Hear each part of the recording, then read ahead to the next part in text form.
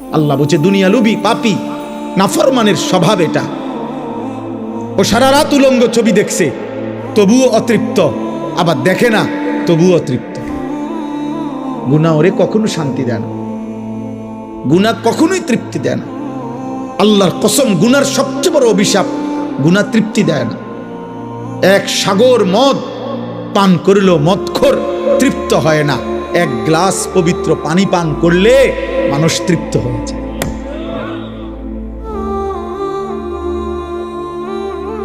দশ লাখ নারীও যদি কোনো যুবক, 10,000 নারীও উলঙ্গ দেখে, তবুও তার তৃপ্তি হয় না, ও আরো দেখে, আরো দেখে, আরো দেখে, আরো দেখে।